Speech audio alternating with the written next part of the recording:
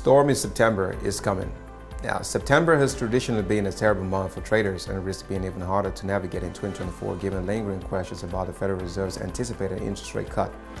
Bonds, stocks, and gold have typically suffered losses in the month as traders reassess their portfolios after the summer break.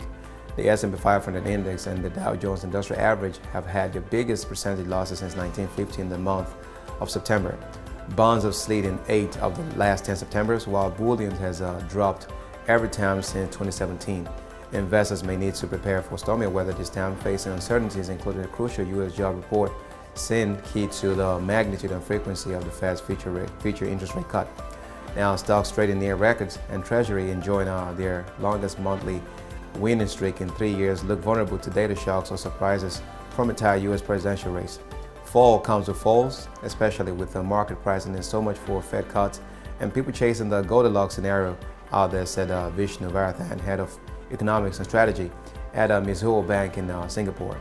Market will be more edgy than normal. Fresh from a hectic August that featured a brief but brutal global stock rout, investors now look to Friday's employment data that may shed light on the health of the world's #1 economy and shape the trajectory of the Fed's upcoming monetary easing campaign.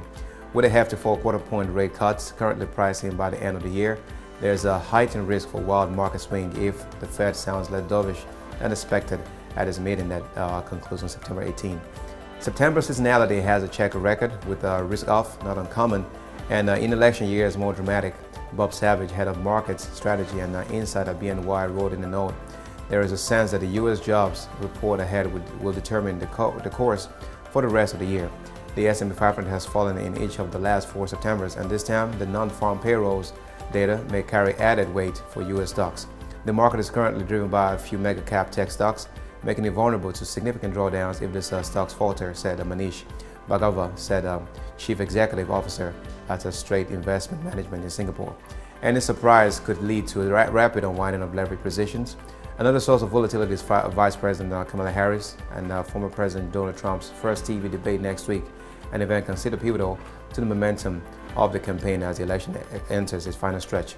One risk is the idea of a contested election like what we saw in 2000. Amy Wu Silverman, head of derivatives strategy at RBC Capital Markets, wrote in a note, while Fed Chair Jerome Powell has pretty much removed any debate on will they or won't they for a September rate cut, the big question now is how much.